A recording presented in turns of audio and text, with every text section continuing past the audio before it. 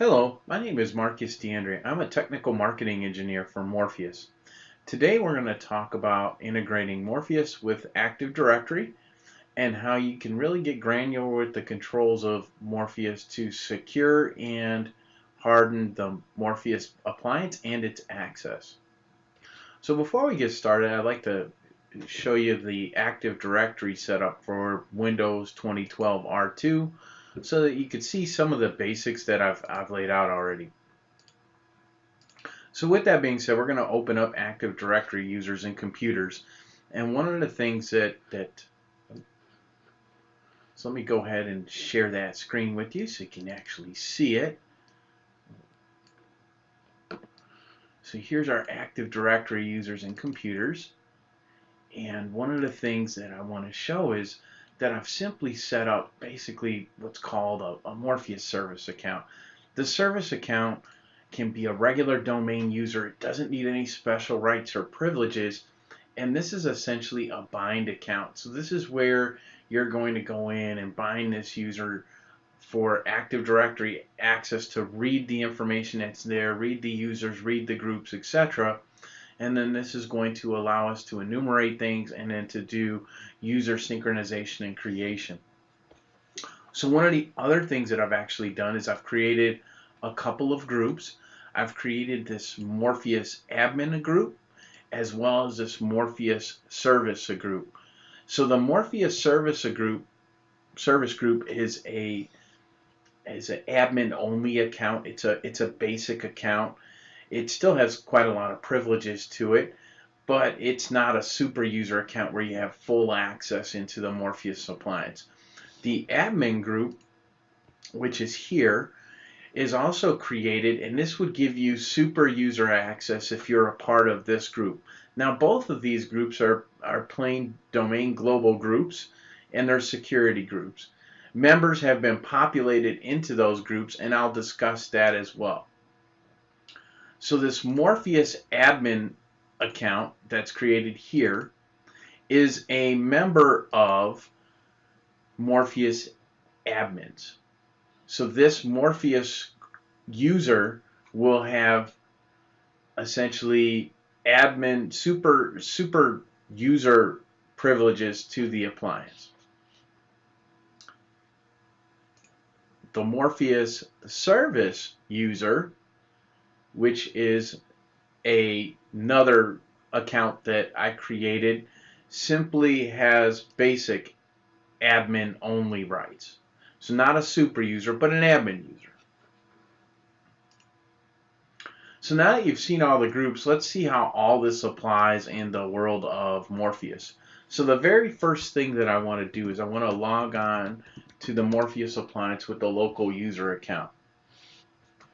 I'm going to click on the admin tab, and one of the very first things that I'm going to see here is the accounts. Underneath accounts, you can see my local account that I've used, but I also have this identity sources tab. Underneath identity sources, I can create this Active Directory integration. So if you see here from the drop down menu, I've got LDAP, Jump Cloud, Active Directory, and Okta. What we're going to focus on for the purpose of today is Active Directory. So with that being said, I already have an Active Directory configuration, so I just want to walk you through it. So as you can see here, the type of setup here is Active Directory, as I stated. This is actually an active authentication mechanism. You have the ability to either activate or deactivate authentications. For the purposes of setup, this box wouldn't be present, but after setup, you do have the active or inactive scenario here, which is either marked with a yes or no. But down at the very bottom here, you can see here that you can deactivate an authentication mechanism. You also have a name for it, so make the name something that you understand for your business purposes. So in my case, I just did MD since I know this is my local domain and what I'm doing from this setup perspective. I list out my Active Directory server, my domain name, which is homelab.local. Now, let me point out here that this is pretty important. So if your users do not have a an email population in their user account, Morpheus will take the default domain credentials and apply them as the email account. In this case, homelab.local wouldn't be considered a valid email, and thus the authentication would be rejected. So what you want to do here from an Active Directory perspective as well is underneath these user accounts, verify this email setting and make sure it's a valid email and that there's something populated in there that's a valid email. This way there won't be any issues with authentication. So with that being said, we're going to go ahead and minimize that again and finish walking through this. I have my bind user account, which is MS, and I have my bind password. Now, if we scroll down here, there are two other fields. There is the service account holder field and the super user field. So if I do super user, I actually list out the group name. Now, I do not have to put in the full distinguished name. I can simply just put in this group right here, and it will enumerate and return back the distinguished username after I save the changes. It will do the exact same thing for this service account holder group. So the service account holder, as I stated in the beginning, that is your admin, your regular admin account. This is your super user account for the appliance. It has full control. And I'm going to show the details of these roles as well.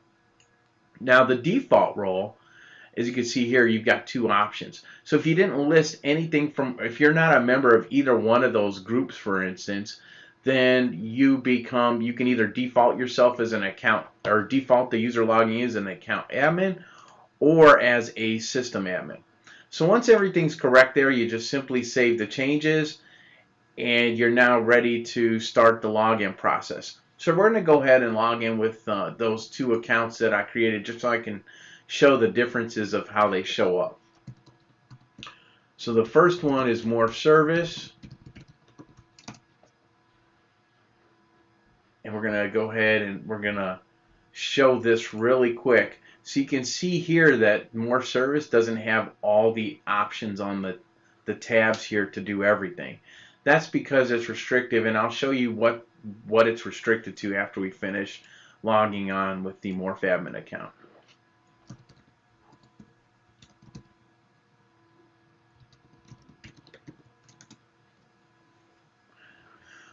Alright, so now we're logged on with the Morph admin account, which is still a super user account. If you see here, users, you can see Morph admin listed, Morph service listed, and then what role it actually has, whether or not it's a system admin or account admin. Okay?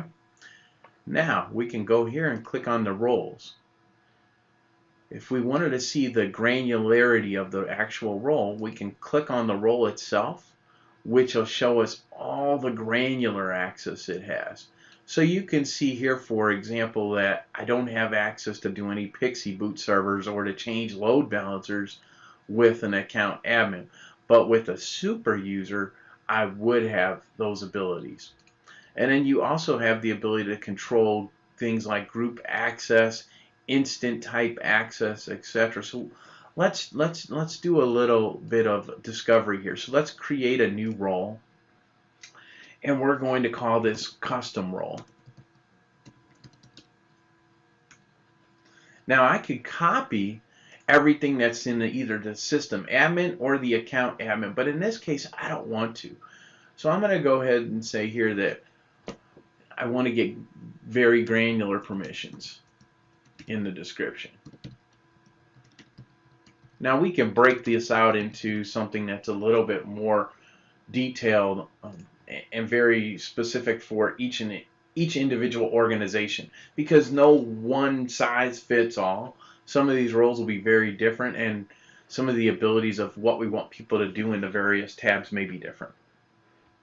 So once we have the custom role created here, we can go in and we can assign every element of access. For example, we can give access to read apps, we can give full access, which gives us the ability to create apps and things of that nature, or we can give none. So we've got three different types of access mechanisms. And then we also have group access. So I can control whether or not I can see all the groups that I created. I can do full here. And I can also uh, customize and say, well, I only want to show you a very specific group. And I only want you to be able to read that group, not make changes into that group. So I can get very granular. Now, groups actually are rolled underneath infrastructure, and this is where you would hook into your various clouds and things of that nature, so you can get very granular with that control as well.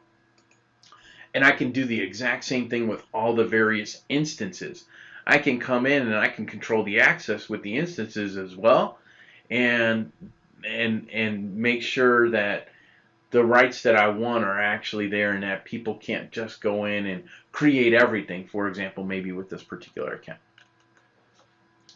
So with that being said, this is really an overview of how you'd go in and create an Active Directory integration with Morpheus and get granular with the permissions. Thanks, and have a wonderful day.